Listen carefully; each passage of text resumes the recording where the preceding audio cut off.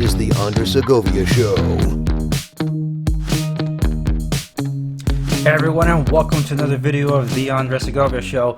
And if you missed my other video update about what BlackBerry announced regarding the BlackBerry 10 OS support and even legacy devices, then I recommend you check that update out.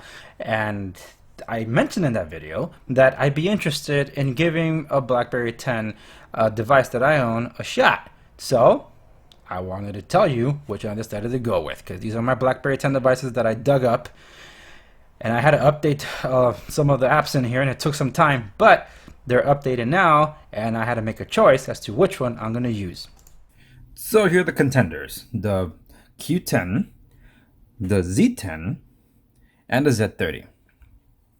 And for all these, unfortunately, I can't even consider the Q10 anymore, because for some reason it did a hard factory reset when I was just trying to update the apps. And that's unfortunate, because I had Snap Play Store, the Google Play Store, through Snap instead of Cobalt. For those of you familiar with that, I had it on this one, and unfortunately now it's gone. So I don't want to have to install everything from scratch again. So I narrowed it down to just the Z10 and the Z30. Yeah, there you go. I said it properly for my Canadian neighbors in the north. But I don't really want to use the Z10. I mean, I do and I don't. I want to use it, but unfortunately the batteries on this that I have, even the replacement batteries, they don't really hold a charge anymore, and they never were a long enough battery in the first place. So I've never been able to get much mileage out of it. But the reason I do like this one is because this is the one that still maintains all the app stores that I've been using, such as Cobalt's Google Play Store, the Up to Down App Store, Amazon App Store, and of course BlackBerry World. So this one is the most fully featured, fully set BlackBerry that I own. It is running it's not the latest version of BlackBerry 10 OS, which is fine because I don't want to update it with an auto loader. Verizon never pushed it out. But again, because the batteries suck, I don't want to use this one, and it's also way too small. So that leaves the BlackBerry Z30. This one I have been using up to down. I'm not using the Play Store on this one, because when you have two-step verification, it's a lot more difficult to set it up, and I don't want to register the device to that effect, especially if I'm not really intending to use it. So what I am utilizing for my applications are BlackBerry World, obviously, the Amazon App Store, and the Up to Down App Stores. Like, for this, you're probably wondering why the Amazon App Store, because I do have certain apps that require certain services. Like, if you get some apps through purchase on Amazon App Store, you need the Amazon App Store service to be running in the background in order for those apps to run. Just like certain Google apps require Google Play services and they won't run without it. That's why I try to avoid using those. And I'll walk through what apps I do end up using more so in my conclusions video, but I will give you a snippet of what I intend to use on this device to replace some of the apps that I don't get through the BlackBerry.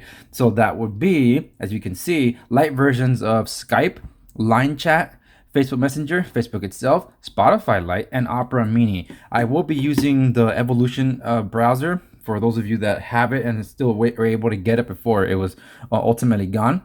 So it did take me 2 days to literally set everything up and bring the apps up to date.